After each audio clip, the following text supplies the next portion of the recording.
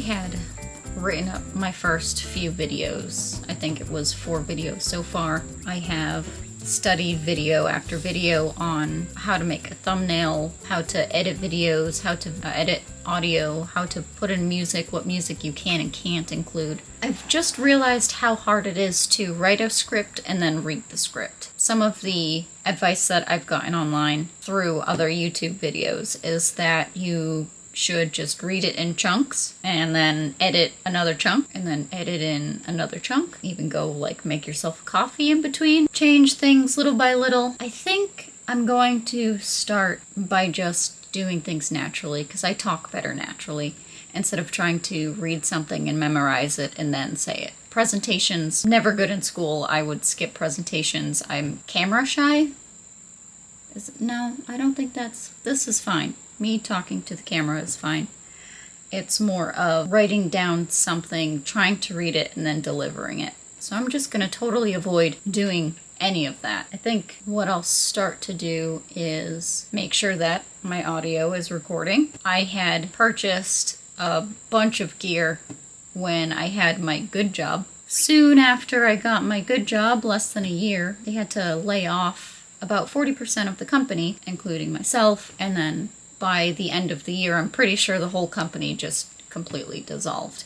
So I'm glad that I bought all the gear when I was making decent money. So I guess the reason why I am doing this YouTube video is I quit my 9-to-5. I had pretty good benefits. Everything was really cheap. It was a super simple job. I was working for a big cable and internet company, and I did over-the-phone troubleshooting.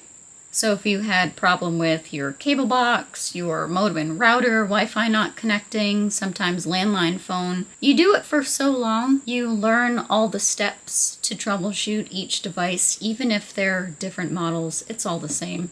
You can only tell people so many times to use the app to troubleshoot. Don't waste your own time sitting on hold, calling up. Just download the app. It's right here. You have a little computer in your pocket all the time. Or hop on an actual computer where you can see it big screen. You know, it's tough these days, I guess. Not everybody has the technology. Not everybody is up to date. It's definitely a learning curve. It's ever evolving at like a super fast rate. So I decided that I had enough. I wasn't using any brain power for this position. I wasn't being creative, which I need to work with my hands. I can't just sit at a computer taking phone calls every single day. It did improve when we got put into like a little pilot program. It's still just, it was too much to go in every day and take the calls and do the same steps over and over again, and you're timed. Everything is monitored. I understand that some people need the monitoring, but there's a lot of us who, we just know the job. We don't need people watching all the things that we do on our computers. We're doing what we're supposed to do. I needed to get out. You know, day after day, it was harder and harder for me to sit in that chair and do the same thing over and over again. It was like Groundhog Day. I don't know if you've ever seen the movie. I don't know if I'm dating myself. It was repeat over and over and over again. You try to change things a little bit here and there to make it more exciting. Talk to new people through the chat. Nothing was helping. Not even if it was busy. They say if you're busy, the time goes by. If it was busy, it was even worse. I had contacted HR, asked them about a leave of absence. I have never had this kind of problem before, where a job was mentally breaking me. So I've never seen a therapist. I've never gone to a doctor for any kind of mental health reasons. Probably should. I have been really high anxiety for most of my life. It's gotten better over the years and forcing myself to go out and do things. But she said I could try that route. I could talk to my doctor and see if they would sign all the documents without building up a rapport. And even that sounded like too long of a time because I needed a break right then and there. I couldn't do it.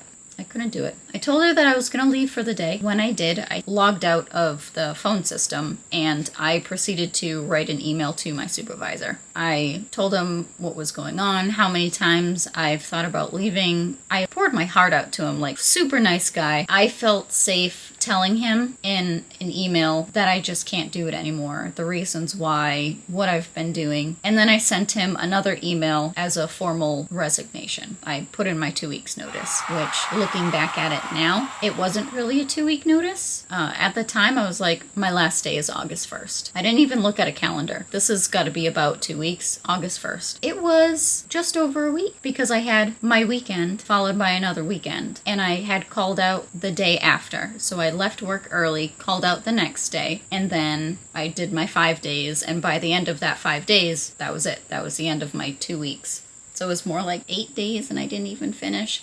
I do feel bad, but the type of company it is, it's not like everybody relies on everybody. If you work in a retail store and somebody calls out, somebody has to come in for that shift. This is like a national company, so we have thousands and thousands of people who can pick up the slack, take the calls. There's always going to be somebody to take their call. So I quit. And since I quit, I have felt amazing. Just absolutely amazing. The first day was kind of rough. I stayed in bed all day. The second day, I went with a huge group of my boyfriend's friends down the Saco River. So we drove up to Maine super early. I think we left at 4 a.m. We got there for about 7 or 8 with a pit stop or 2. We started to unload all the tubes. There were 19 of us, 19 people floating down a river, and 1 dog. He did very well. It was a 7, almost 8-mile trip down the river, and it's a slow float. I don't know if you have ever been to the Saco River. This is your chance to look it up. You can hop on at pretty much any point on the river and map it out and figure out where you're going to land. We had a couple of cars, so we'd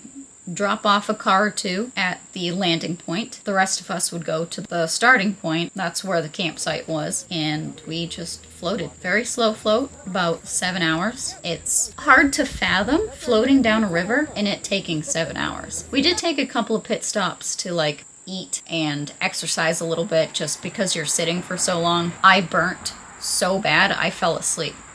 I fell asleep for about an hour and I woke up, I was red. I forgot to bring sunscreen. That's when I decided to start applying sunscreen. I was really red though.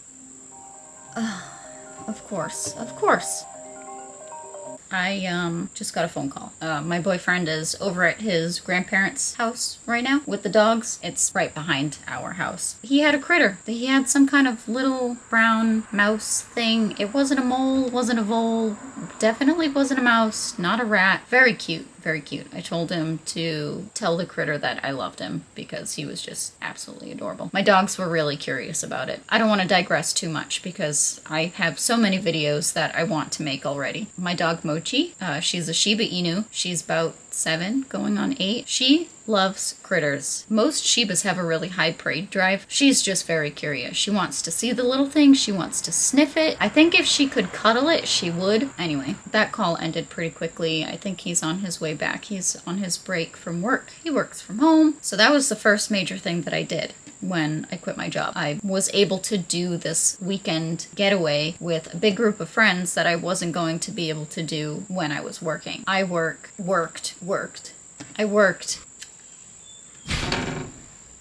He's home. I'm gonna close the door.